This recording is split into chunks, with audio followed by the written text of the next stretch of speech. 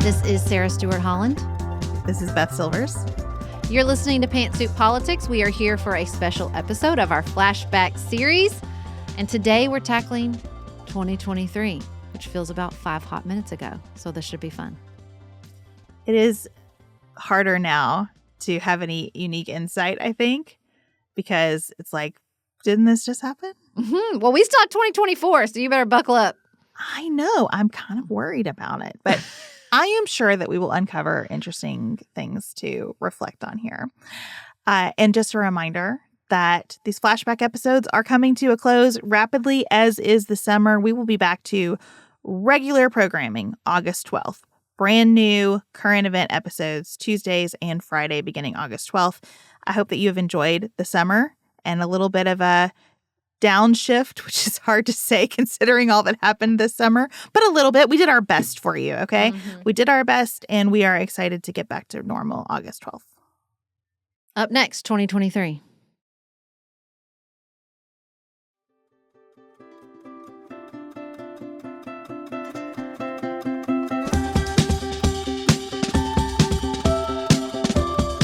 Okay, Beth, let's tackle the most important headlines of 2023, beginning, of course, with the romance between Taylor and Travis. I'm kidding, but only sort of, because it's really the only thing I want to talk about that happened that year.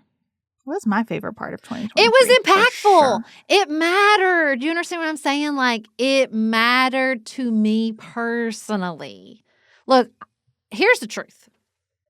When I look back at all these headlines over 2023, I think this was not a 5-alarm fire for most of the year, and we did not appreciate that enough. I had the same reaction. That is not to say that nothing happened. No. But it's very perspective-inducing to walk through year by year the biggest news stories, and then to look at this year and say, well, we got through 2023 okay. I mean, really up till October 7th. That's what I wrote. This year was easy breezy until October 7th, which we'll get into. But like up into that year, you can see it in our episodes. We were doing episodes on like, I don't know, bigger, softer conversations. I think this is when I had the conversation with Richard Reeves. We talked about with Jennifer Sr. about long COVID and friendship. We talked to Hillary this year. Like we had you can go back and look at the episodes, and every episode wasn't, oh my God, this just happened. It was, what about this bigger question? Like you can kind of just see it in the pattern. As a team, we decided this year that we would pursue some pet projects. So there were more conversations that just you had or just I had, because we were like, you know what? We got some room. Go live your life. Pursue your interests. And I did really enjoy that. Now, there were still obviously some very big things happening. The war between Russia and Ukraine continued. We had continuing record-breaking heat waves, wildfires in Canada and Hawaii. We had those 2 terrible, terrible earthquakes in Turkey and Syria. But overall, you kind of look back and you're like, it was almost like it wasn't a triage. Like we talked about triaging in 2021. Like there was no triaging. It was just sort of like, okay, we're chipping away at these long-term issues. I think, honestly, you tell me if you agree with this. I think in 10 years from now, when we talk about 2023, we will probably only talk about ChatGPT. I totally agree. As you said that, I thought, and we were also stepping on the doorstep of a brand new era. Right. It's like when you go back and you look at the years when the iPhone premiered, and that was not the headlines everybody was obsessed with, but that was like definitely the most impactful thing that happened. Yes. There is this part of Mountainhead, the Succession creators movie for HBO about tech, where Steve Carell's character is describing how people receive new technology. And I can't remember exactly what the sequence is, but it's basically like people first are like, what? They don't even understand what you've made. And then very soon they get to, oh, cool. And everything's just funny and cool. And that's what it is. And I think that this is the year we had the, oh, cool about ChatGPT, where we got enough about what a large language model is, not to understand it or make meaning of it, but to say, huh, that's fun. I'm going to try that. I'm gonna make something that I've never been able to make before. I'm gonna ask it to write me a poem in the style of Beyonce, and it is exactly how we've been lured in with other tech, and I think that we jumped right on the hook in 2023. How I feel about this moment is how I felt when my mother had the sex talk with me. Immediately, I thought, I wish I didn't know this. And basically, since artificial intelligence has come along, I just have been like, I wish I didn't know this. I wish we could go back to before. I don't want to deal with this. I don't want to think about it. I don't want to read one more thing about P-Doom and whether they're going to take out humanity. Like, I cannot. I know it's impactful. I know it's coming. I knew it was impactful then. Ezra wouldn't let us stop thinking about it. He did like 16 shows in a row about artificial intelligence back in 2023. And every time I was like, I would listen to it because I'm a good and faithful servant. But every time I was like, I don't want to. I just was like screaming. Like, we are just now barely wrapping our heads around social media. We're just now being like, you know what? This mass experiment we ran on our children was a bad idea. And now you want us to deal with this? Help. In our last flashback episode, you talked about this sense from everyone that, well, we have to win the AI battle with China. And I would like to plant my flag today and say, no, I don't think that we do. I think that we have a lot of choices to make, which is why this topic feels very overwhelming to me. Yeah. Because we did not make choices around social media. We just rode the wave. We rode the wave of, oh, cool. And we let it take over and we allowed it to condition us. And it's still conditioning us. And I hate it. Even as I can recognize some good parts of it, some things it's brought into my life. I probably wouldn't have a career without that wave doing this job that I love. But I want to make decisions around AI. And that's a big lift. And it feels really daunting, but I do not accept the inevitability narrative. This is coming. Somebody's going to have it. And so we've got to be the people who have most fully allowed it to take over our lives. No, I want it to be present for scientists to come up with new ways to prevent suffering in the world. There are people for whom these tools can be tools and make a lot of sense, but they don't need the rest of us using them for absolutely everything and surrendering our humanity for them to have those tools and to use them as tools. You know, something we have not named over the course of this series really is how our relationship with social media changed over the course of the 10 years. But I would think around 2023 was probably critical mass for me, if not maybe 2022, where I was like, I don't want to do this. Somewhere around that time, I had this sort of realization that I was living two lives. I was like living one on Instagram and I was living one in my real life. And I did not want to do that anymore. I just wanted to have one life. And with 2024, I had some real realizations. So I'll save that so we have something to talk about with just a little less than a year's hindsight. But I do feel a little bit different, and it felt different immediately. That's like the second this got announced, it did feel like we had enough muscle memory from social media to be like, hold up. Like already we get studies where people are like, well, this is what happens when a group works with ChatGPT from the beginning. This is what happens when a person uses ChatGPT after they've written a first draft. So that seems encouraging to me that already we're having social scientists be like, this is how it changes your thought process, just FYI. That feels slightly encouraging to me. I both think it's going to be impactful and cannot believe that we are trusting the same bozos with the same mentality all over again that we did the first time. Seems kind of crazy to me. Like this idea of like, we have to, the race to the win and move fast and break things. And we're all like, yeah, you thought leaders really send us down this road again. What the guys? They didn't steer us so well the first time. The fact that we're like letting them roll this out across colleges after the mass experiment we just tried and failed with EdTech is bananas to me. But okay, sure, why not? Even the people who describe it in the most, to them, utopian terms are not describing something that I want. The people who are like, we're just going to not need to work anymore. What? We need to work. A lot of our problems come from the fact that we don't have to work to survive the way that we used to. And we're really struggling to make meaning of life and connect with each other and find a sense of purpose without that. Now, I don't want to go back. I really value indoor plumbing and turning on the tap and believing that my water is safe to drink. I appreciate those things. But I don't want to go further down the path of actually I'm just kind of floating in this like a hamster in a cage where some invisible hand gives me my food or a wheel to run on because I need to be occupied. Like, no, thank you. Y'all were not affected by WALL-E the same way I was. I think about that movie once a week. I'm not playing. Was everybody watching? I was watching. I was taking it in. I was thinking, no, thank you.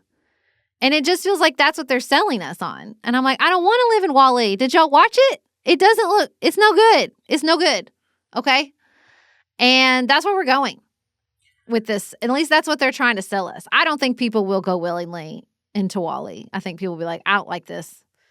And so there's like all this undercurrent, I think, in 2023 of like not just AI, but I think also with the banking crisis and the crypto and the Silicon Valley Bank and the, you know, these investments that weren't insured by the FDIC. Like crypto's the other sort of thread that we haven't picked up really over the course of this flashback, because it is, even when you're flashing back, it's hard to like pick up these threads of technology, social media, cryptocurrency, artificial intelligence, and see how they're influencing us and playing out and where real critiques are starting to surface and have impact. Even when you're like really looking back, it's hard to catch all that. Crypto is for me somewhere between a truly world-changing technology, perhaps more than AI, and something that could just be a bubble, and I can't figure out which one it's going to be. I did not foresee crypto being used to openly bribe the leader of the free world. I just didn't know that that's where we were going. I knew that crypto had the potential to lead to lots of criminal activity being done without being detectable, but I didn't foresee it becoming the most transparent form of bribery that we've ever had. But I think that connects to our January 6th conversation from 2022, which is the belief that nothing matters. Like that cynical take that, of course, they're bribing. Of course, there's influence. And look, when one side, in particular the left, just harps on and on and on and on about big money and politics and everything's broken and corporate influence and money and politics is the root of all evil, well, then, again, you can't calibrate. You can't say, no, but this one is really a big deal because, you know, we've been on since Citizens United. It's not that I don't have a problem with Citizens United. I actually don't think money is speech. But you can't tell people everything's already broken and then come up with crypto and be like, no, but for real, it's really broken this time. That's not a persuasive argument. And I don't even know exactly what I mean by saying the most transparent form of bribery we've ever seen. Because, look, I don't think legally anyone's ever going to be able to establish a quid pro quo. He's the president. He's going to make some people mad, people who gave him large sums of money, as every president ever has. And people believe this has already happened through lobbying for decades. And while I think there's a meaningful difference, that's not a persuasive political argument. I don't mean that as a political point. I mean it more in terms of the impact of the technology. Like, what happens when something that seemed designed to promote secrecy actually becomes something that's hyper visible? And will the hyper visibility of, you know, the Trump meme coins make this more rapidly adopted by people, or will that just be a fad? I compare it to Beanie Babies all the time because that's the best way for me to understand the creation of a new market around a thing, because we all agree the thing has value. But the Beanie Babies are kind of over now. So is that where crypto is going, or do we think that it actually will become the dominant form of how we exchange value with one another? And I just have no idea. Well, I think the NFTs, which was also like kind of a big thing in 2023, was really like the pure Beanie Baby. I have like NBA NFTs. Why do I own that? Why is that a thing I have? I don't know. Because I got influenced and I was like, I need them. They're going to increase in value. Which is so Um, crazy, though. I'm sorry to interrupt you, but it's so crazy because the NFT made more sense to me as going somewhere than the crypto did. but they didn't go anywhere. We had a conversation with someone trying to explain cryptocurrency to us, and he was talking about the potential for NFTs to be like the deed to your house, Yeah. so that there is a digital form of a truly unique document that can be secured and traced through time. That makes a ton of sense to me, and that seems to not have gone anywhere so far. Maybe it's going places and I don't see them, and it'll resurge at some point in the future. But it is strange to me that the NFTs became like these weird drawings. Well, and I think the other component of this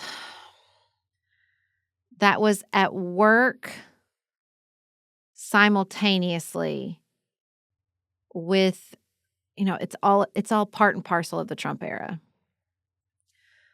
which is this chipping away at the rule of law, or maybe the elite understanding of the rule of law, and this sense of like there is no corruption anymore, is because in our own lives, which I don't think is the thing I don't think we've ever really talked about on the show, the way that crypto and now AI has just supercharged scams. And like every day you get 6 text messages about tolls or speeding tickets, and they're all scams or people. I had family members affected by like these calls. Oh, this is your family member. They're in prison. You need to go bail them out. Like crypto makes that level of fraud so easy. It's so easy to clean up that money. Any money you steal, you're seeing it bubble up in people in like real crimes where people are taken hostage or attacked, maybe because they have real money or maybe because somebody's just trying to get a hold of their crypto. Like it's getting wild out there. These like pig farms, all this stuff, like this is also building over this time period. And like I know we're all tired of talking about the frog and the pot because it's also not true and the frog would hop out. But like this was like we were just absorbing all these scams and text and emails, and they were increasing in velocity, but like we weren't noticing because it was happening so slowly right in front of us. 100% agree about the scams, and that honestly, I think if a politician came forward and made scams their whole personality for a while, they would get a ton of support. It is disorienting. I got a toll scam that looked really, really good the other day. I'm alert to this. I made a More to Say episode about it relatively recently. And I still thought, this is close enough to me. And there are so many cameras that I better just make sure. I don't think I have a ticket, but I better make sure that this is not real. If the government or my banking or financial institutions ever try to get in touch with me via text, I will not believe them. I hope that's never a form of communication they plan on taking advantage of, because it's not going to work. So I'm going to be like, they would never text me. But this is really bad because I do opt into text for things. Like I get some Social Security information electronically because I've opted in to do that. And so it is a real problem. Similar problem.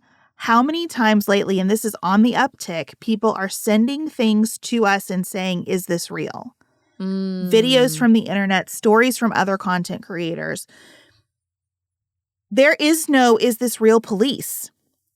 There are resources for different things, but there is no one place that you can go to say, is this real? It was difficult to get to someone at the Ohio Bureau of Motor Vehicles who could answer my question about whether that was real or not.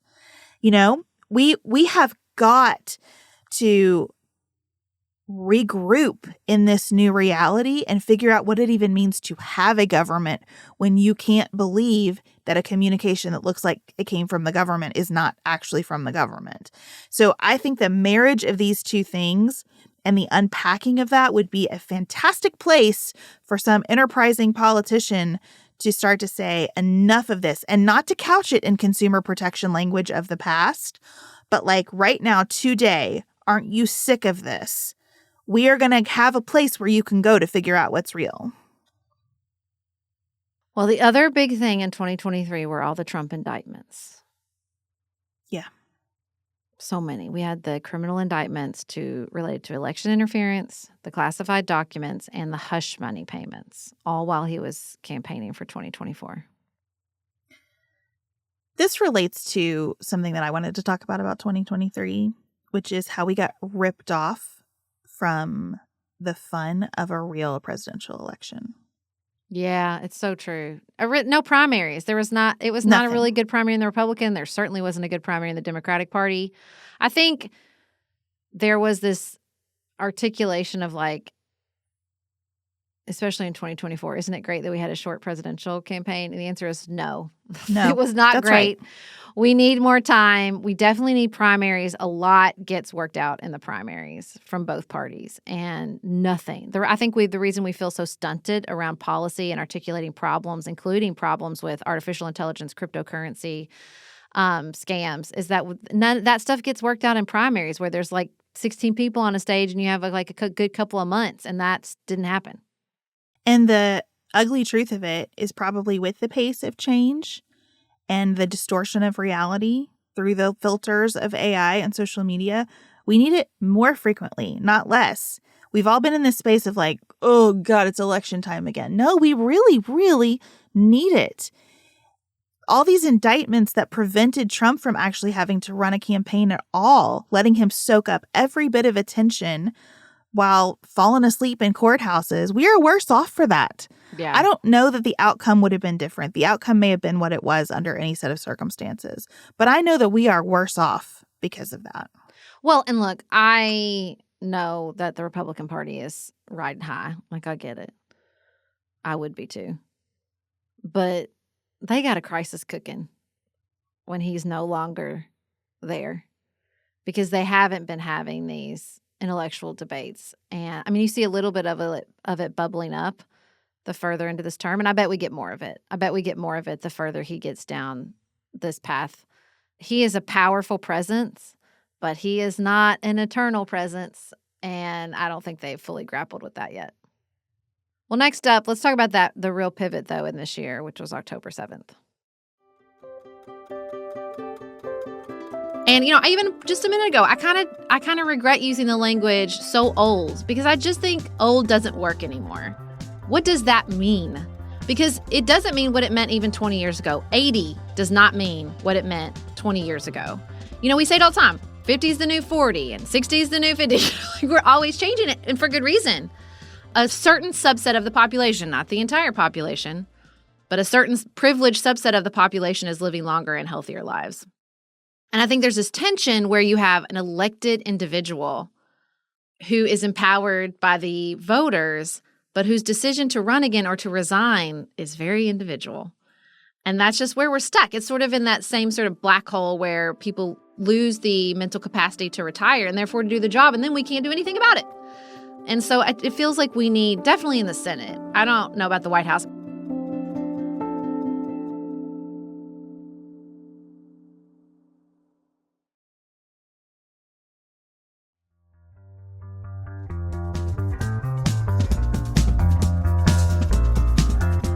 I wrote it was a really chill year until October 7th. Yeah. Until October 7th. And I think a bunch of the trends that we've identified in previous episodes roared in a very intense way around October 7th. Yeah. It created such a strong sense of threat for so many people, such a present sense of threat. And it melded the present sense of physical threat with the present sense of psychological threat, internet threat, what online makes you a good person threat, that it was difficult to have any level of conversation around it whatsoever. Yeah, I mean, for me, when I look at this moment, I just think if it good and fully broke identity politics inside the Democratic Party. Like it was broken. People were saying such bananas things, and still do to a certain extent, around this incredibly complicated situation. Now, I have evolved, most certainly, from what my position was regarding Israel on October 7th. I don't know how anybody's couldn't. Agreed. But I don't feel bad about my immediate reaction in that moment. You know what I'm saying? And I don't feel, it's like I was telling Griffin, I'm like, we were talking about protest at graduations. And I'm like, if we are moving from identity politics to persuasion politics, which feels like the conversation happening, and that began to happen in 2023 with this moment inside the Democratic Party. Because there just wasn't a take on what a good person would do. We couldn't use that anymore. We couldn't use based on who you are, then like you plug your identity into this calculus and that will tell you the morally righteous position to take. Just we reached all the way the end of the road on that one on October 7th. And so if we're not going to use that, if we're going to stop saying, based on who you are, this is how you should feel. Based on who you are, this is how you should vote. Because I think we ran out of road on that on 2024.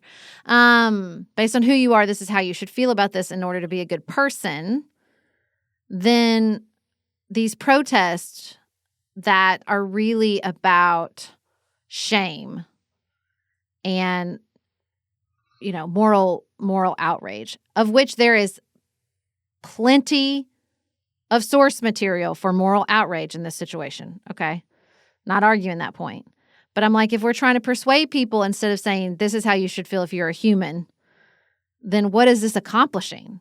What are we, if we're trying to persuade people, because that's not what happened October 7th. Nobody was being persuaded. Everybody was just being hardened in their positions. To what end? To what pursuit?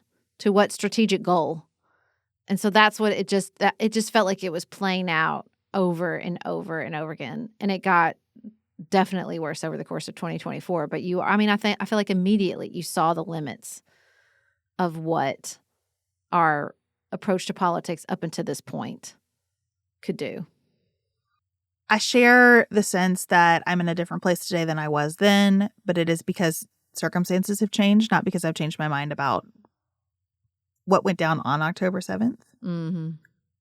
I am probably more angry today than I was then at all the conversation around it, because we let this just rip us apart in communities where there wasn't any real threat, while people were actually being held hostage and kidnapped and killed and starved.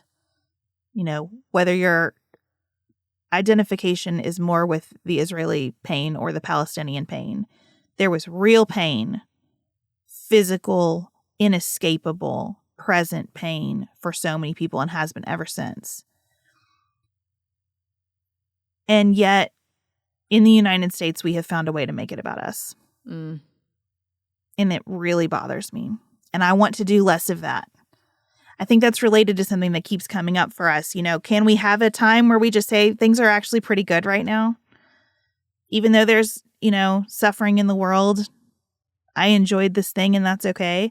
I want to be able to look at other terrible, terrible things happening in the world, things that deeply affect our hearts and people we love, and still not make every single thing about us. I feel like American politics, this is our cardinal sin, the narcissism of how we take in these events.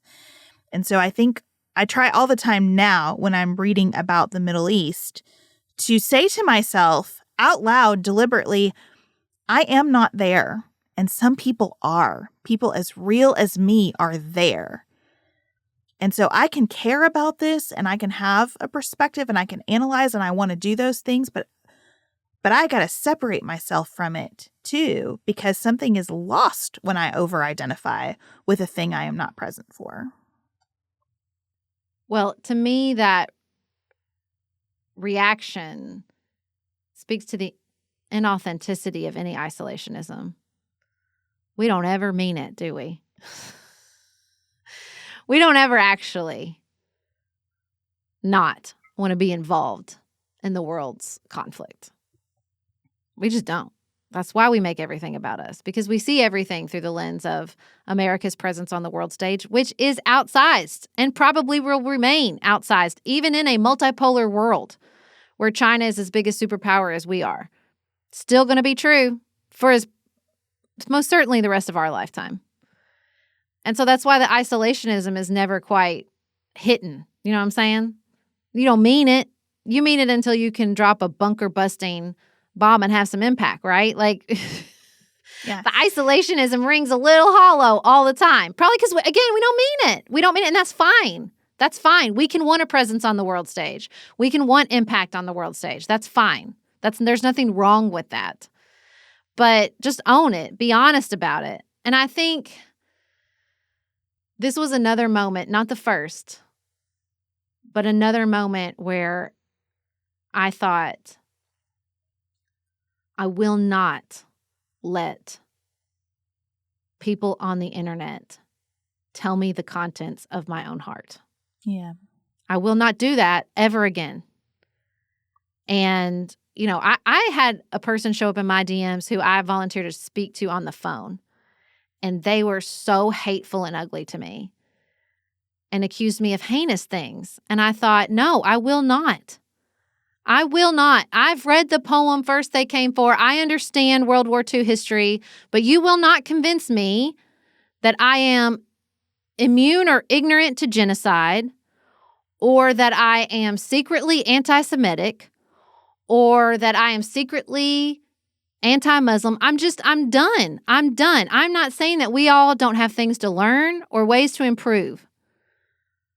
But no carousel on Instagram, I don't care how convincing it is going to make me believe that what I know about myself is untrue.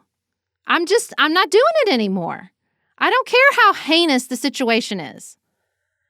I am done trying to be convinced that I'm not who I know myself to be by some stranger on the internet. Sorry. Something that I am proud of in listening back over our 10 years, and that feels especially true for me about analyzing October 7th. I think we have done a good job resisting what makes content creators get bigger. You know, I want to grow as a business so that we can continue to do this. And some growth is necessary because you always have some contraction too.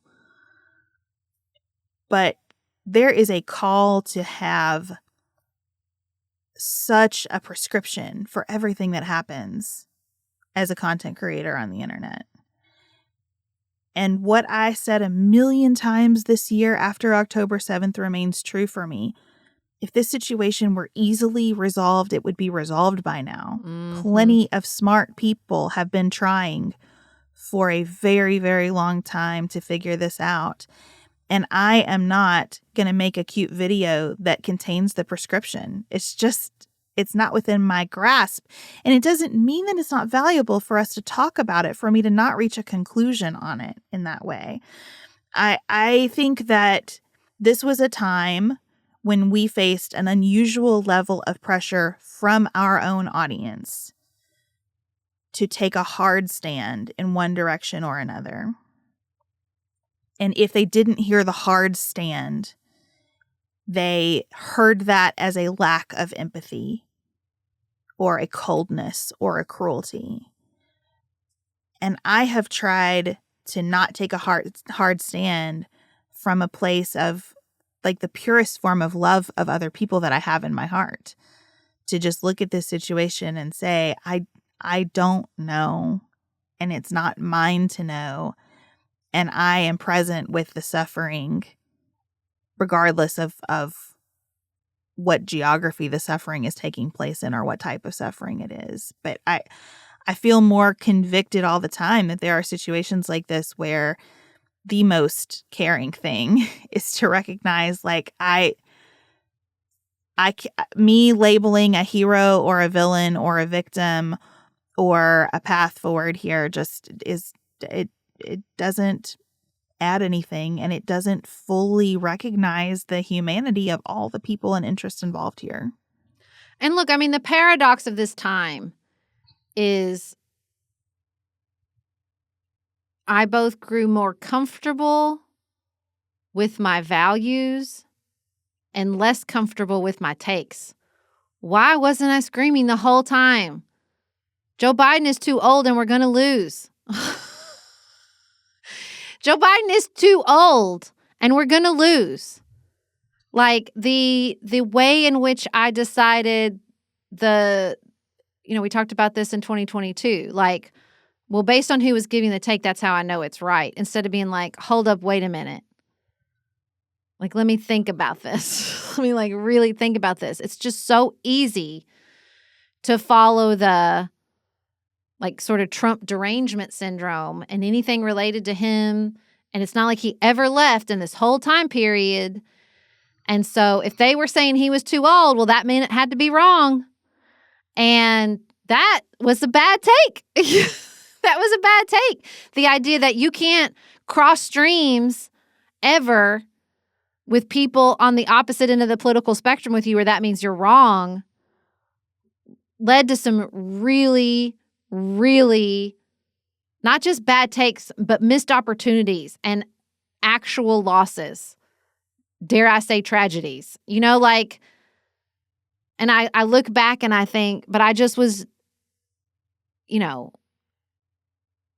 knee-jerking. I just was following the popular idea of what this meant and trying to find the moderated reaction to what everybody had decided was the good and moral stance. And I still feel that. There are still times when I'm like, oh my gosh, should I really go on Instagram and make sure and share XYZ in stories so everybody knows I'm a good person that cares about this issue? And then I have to just slap myself across the face, figuratively, because it's just such a powerful feeling. It's like social pressure. Like it's just constant social pressure to prove through the lens of politics that you're on the right side and that you're a good person.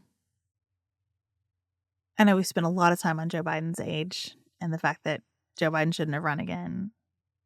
I think the thing that I'm still sort of unpacking is how you say, Joe Biden's too old to be president, and then respond to all the people who are like, but my brother is 87 and the wisest person I know and would be an incredible president. Like, that's probably true. That's probably true. Sure. It's not about being ageist or how you feel about all people. Like, we need to be able to speak in the shorthand of America has looked at Joe Biden, the person, and decided that Joe Biden, the person, is not up for the job of the president. Doesn't mean he's worthless and should be thrown away. Doesn't mean we don't appreciate him.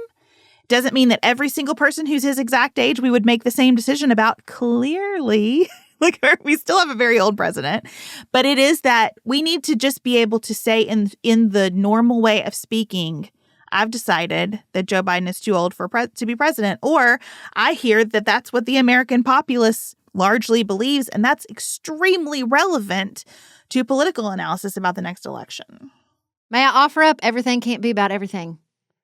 It really is a good catch-all for this moment and where we were like just constantly shoving ourselves through. Look, that is true even of something as heinous as October 7th, even up until today as something as horrific as the starvation currently taking place in Gaza. Still true. Still true. That is true of a freaking Princeton college graduation. Everything can't be about everything, or else then nothing matters. You can't calibrate. You can't name the stakes if everything is about everything all the time. If every time you experience joy, you have to talk about your privilege. Like, it's not tenable. It's not tenable. Which is, funnily enough, like full circle back to one piece of our origin as a podcast. Because when I wrote for your blog about #nuance, what I was saying is, can we assume that I have more to say about this? Can you assume that this does not sum up the full and complete experience. If you don't know this story, I wrote a post for Sarah about how social media was making us crazy because a person would just say a thing and then people would jump on that thing in exactly the way that we're describing back in 2015. And my hope was like, could we have some kind of shorthand to just be like, I promise I'm a good person who also loves other people and wants to positively contribute to the world. And I think that is where a lot of things have gone wrong, because instead of having that shorthand, and what I've gotten caught myself doing is like creating a habit of always articulating the full and complete footnote to the point where, again, nothing is really heard. And I don't really connect with someone listening to me. I think Taylor Swift led us out of this wilderness. Let's talk about that next.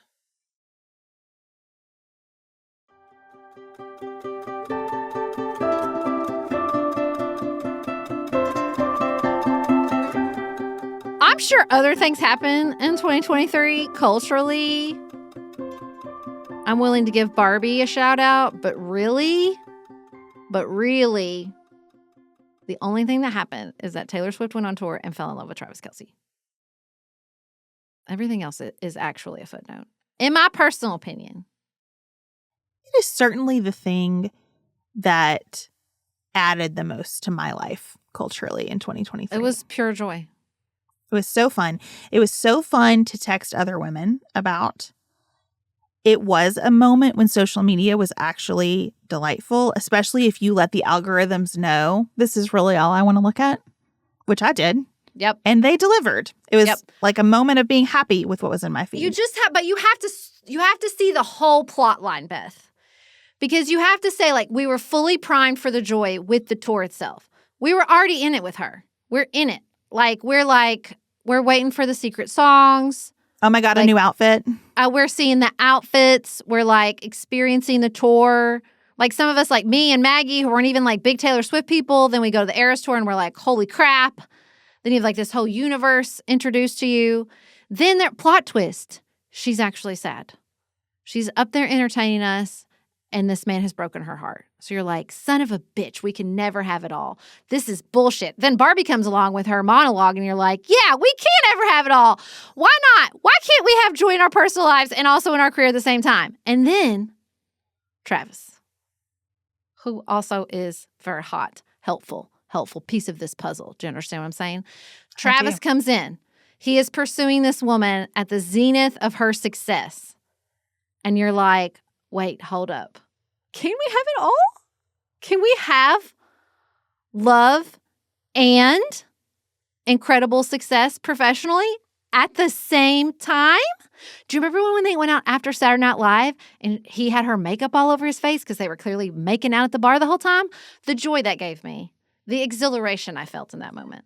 Well, and we talked about this at the time. It happened at a moment we were kind of starving for that sort of like hot, steamy romance. Yeah, like no it wasn't being sex. depicted in our film. It wasn't being depicted on TV. Like we were very limited in what inspires hot steaminess in your own lives in the zeitgeist. And then there they were, and it was great. Oh my God. I mean, I want to go back. I want to go back to that moment and live it all again.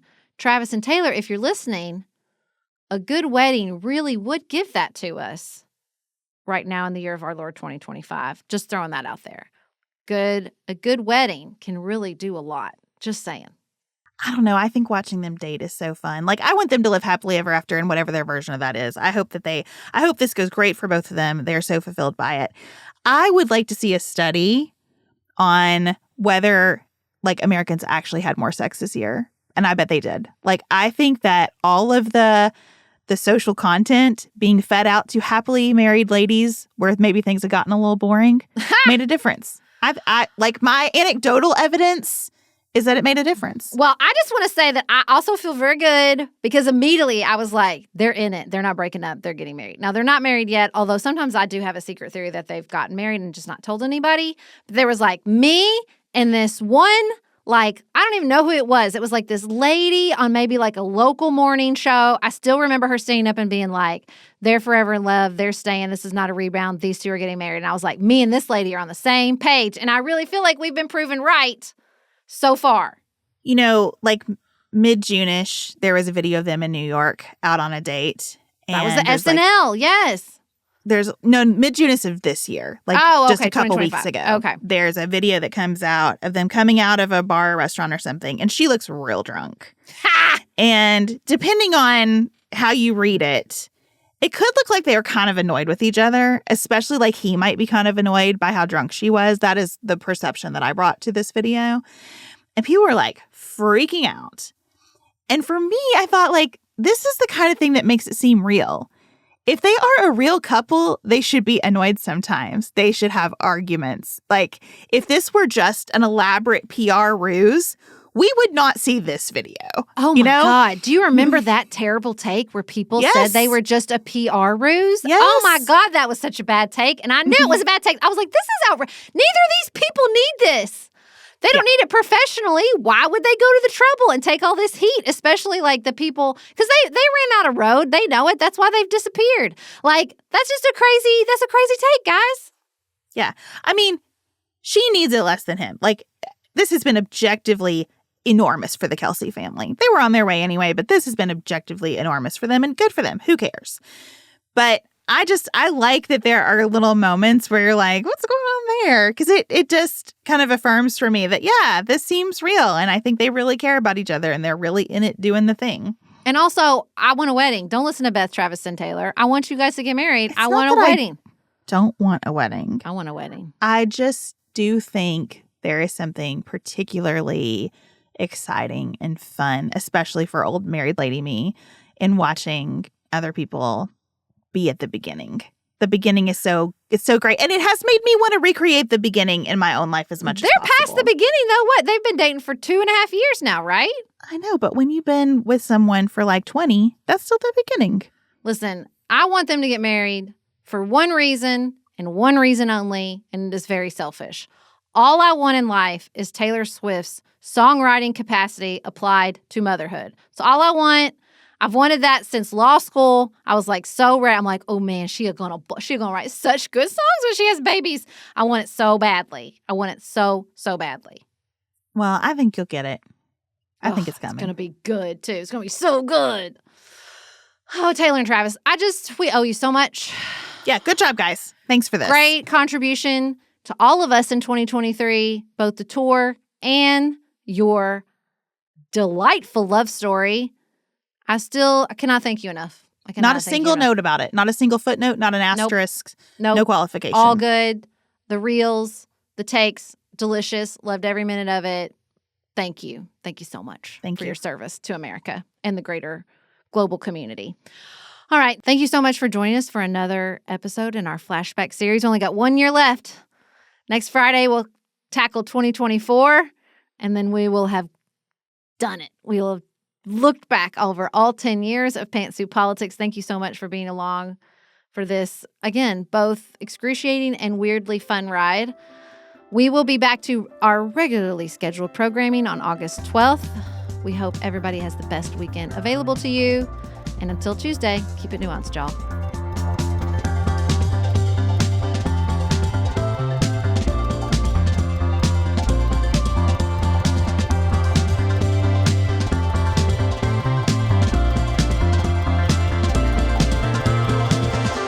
Pantsuit Politics is produced by Studio D Podcast Production.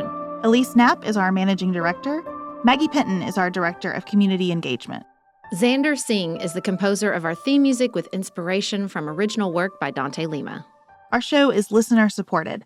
Special thanks to our executive producers: Stephanie Elms, Sasha Egolf, the Villanueva family, the Bookshelf on Church in Kilmarnock, Virginia, Lindsay Sauer, Laura Martin, Kristen Wendell, Christina Werner, Kristen Heidinger, Kimberly Ludwig, Julie Huff, Jill Biziano, Jessica Borrow, Jan Feltz, Jackie Franklin Earp, Heather Ericacy, the Charney family, Gabrielle McDonald and Wren, Ellen Burns, Connie Perchetti, Christian Campbell, Beth Loy, Ashley Terry. Anya Bensaka. Amy and Derek Starr Redwine. Carla Hegemeister. Emily Ho. Emily Grover Kopek. Christy Johnson. Charisse Winter. Ashley Kennedy. Mark and Rachel Redman. The Dixon Family. Chelsea Garter, Christy Matthews, Ellen Scott and Karen Shoebottom, Jeff Davis, Kathleen Gallant, Michelle Wood, Nicole Berkless, Norma Starry, Paula Brimmer, Sarah Little, Vicky Jackman, Will and Jess Conway.